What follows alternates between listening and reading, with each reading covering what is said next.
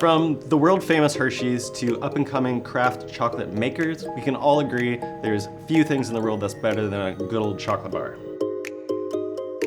A perfect chocolate bar, in my opinion, has to be shiny on the surface, has to have a crisp snap, and it needs to melt in your mouth, not your hands. The pros are using heavy automated machinery, and those tools can be very, very expensive. We're going to show you how to make high-quality chocolate at home with the tools you already have.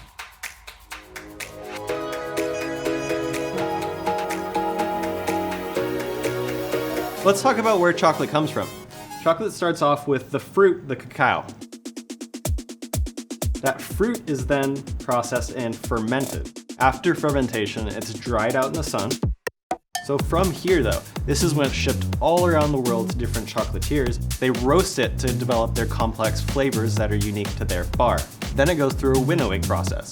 That process is essentially removing the hull from the bean. There you have the cocoa nib. So once you have your nibs, it's then combined with the cocoa fat and sugar. Then it's ground very, very fine with a conch or a ball mill. Once you nail that, go into temper, and then that's what you make your chocolate bar. So the first thing I think that's really kind of cool to look at is understanding the percentage that you're finding on your chocolate bar.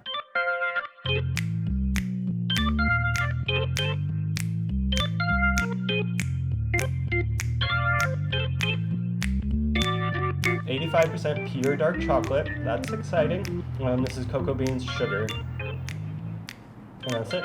Yeah. So it's 3 ingredients. We've seen that across the board with all dark chocolates. So those 3 ingredients, like we just talked about, cocoa butter, cocoa solids, and then you're gonna have the sugar. So it's about processing them to the right form and then also tempering later. What's the challenge though? So the challenge is grinding the cocoa nib fine enough. So what is a micron? A micron is a millionth of a meter. What you do is you add a little bit of chocolate there. When it's warmed up in a fluid state, you scrape it down, and this is going to give you a window about how close your micron actually is to your goal target. Anything above that, that's where the palate is going to pick up on the texture, and that texture is commonly associated with grittiness. So this is where our research journey started at ChefSteps, with the conch. Conchs are efficient at what they do. We're not arguing that, but the goal was to make it with tools that we already have at home. So what tools do we have in our kitchen already that grind really well? So a blender was the first thing that came to mind. The blender was actually pretty interesting in results that we achieved with it.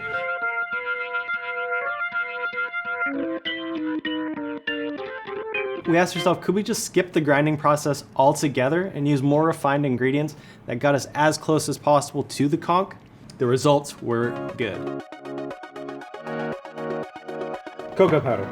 This is from Tanzania. It is single origin and it's undutched. Undutched is really important for the cocoa powder and the type you want to use.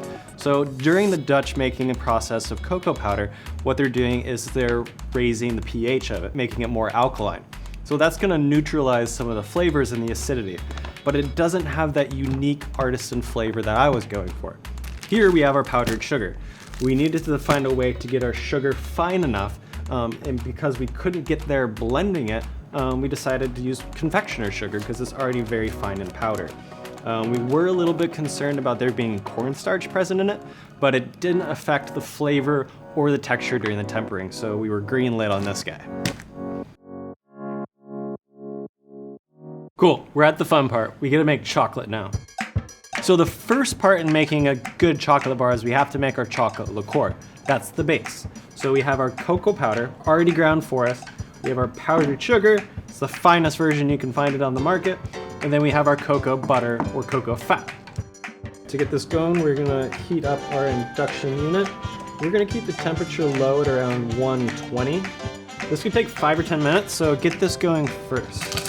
So the importance of doing this low and slow is it's all about getting your crystals in the right formation. So while that's melting, we can get our powders going. So we're gonna combine our cocoa powder, pea sugar, powdered sugar. We're gonna whisk this up. So we're just gonna keep whisking it until it looks evenly incorporated. We're gonna sieve it, and that's gonna remove clumps and also help it mix a little bit more. I like to use parchment. You could do this into another bowl, if that's your thing.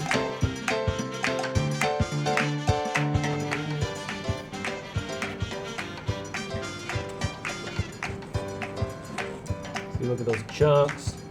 We don't want chunks. So you can even see there still is some bigger chunks here of the powdered sugar. You could do the sieving twice or find a finer mesh one. Up to you. All right, give this a little mix. Resist the urge to turn it up. Keep it low and slow. Our surface temperature is around 120 degrees Fahrenheit. Here we go.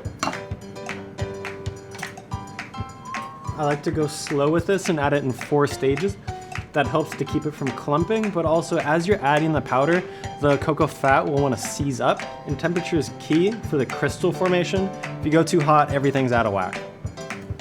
I'm not really interested in whipping this, so just go slow, mix it in at an even rate, not looking to incorporate a bunch of air. Sometimes I like to rock it around, kind of see if there's some chunks in there.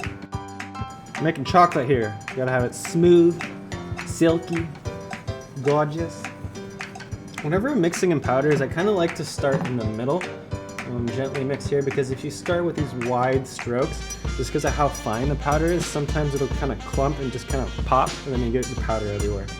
I trust the Control Freak, but if I was using just a normal induction burner or a gas burner, I would probably have a probe in there to monitor it.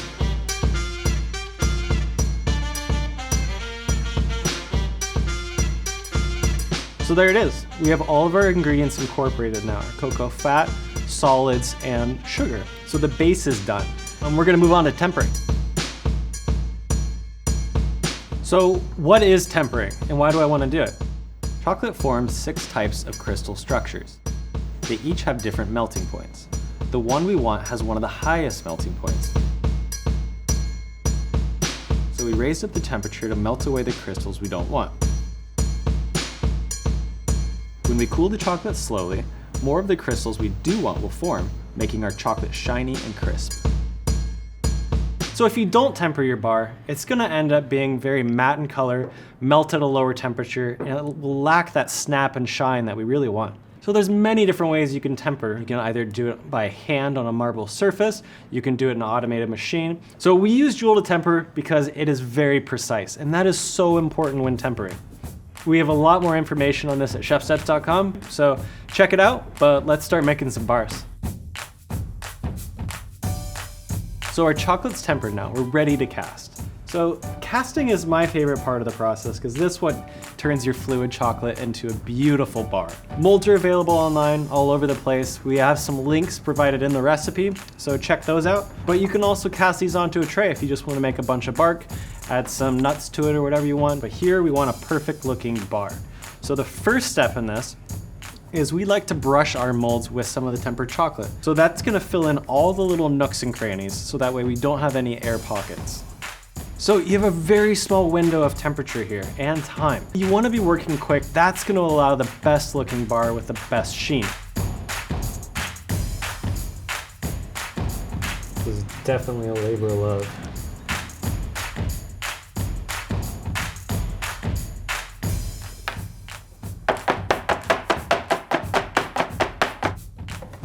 Let's give this a scrape. So you want your bench scraper to be perfectly flat with the mold. Any excess chocolate around it is gonna raise it during that final scrape. So you've already put all the work into this. Let's just put that little bit of extra care. So we probably have enough chocolate for 2 sets of molds, but we're just gonna do 1 right now.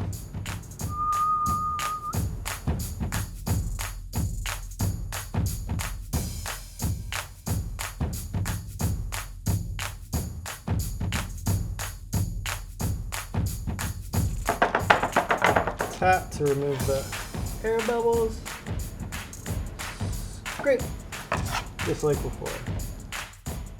There you have it. We're gonna let this sit for about 2 hours and then we're gonna unmold them and see how they look.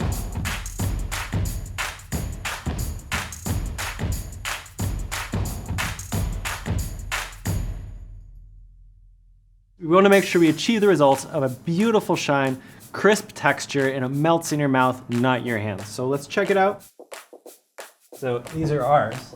Right off the bat, I already say that they're prettier, but Let's do the mold. okay, so We got Hershey's. Not bad. Not perfect. All right, here we go. Ooh. Feels like a light crisp sound. Ours. Oh, that was pretty good. Let's check out the mouthfeel now. Got Hershey's. It's okay flavor. It's the flavor I'm used to, but it's kind of muddy. There's no one note that's jumping out. Let's try this one. I think I'm maybe pretty impressed with the artisanal one. Slower melt, good texture. I get kind of like a fresh cherry pit flavor. It's very fruity on the end. So this is pretty good. Let's check out ours. Let's see.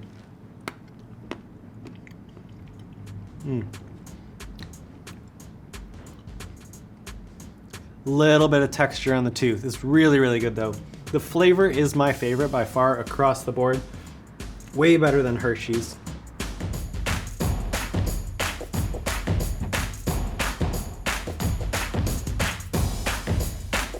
So there's 3 things we were looking for: mouthfeel, shine, and texture. We won on 2 of those. The one area we fell a little short is the grind size.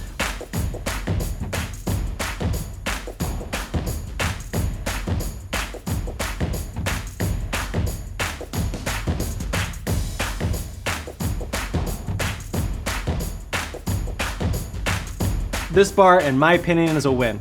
Please give it a try. Go to chefsteps.com for the recipe.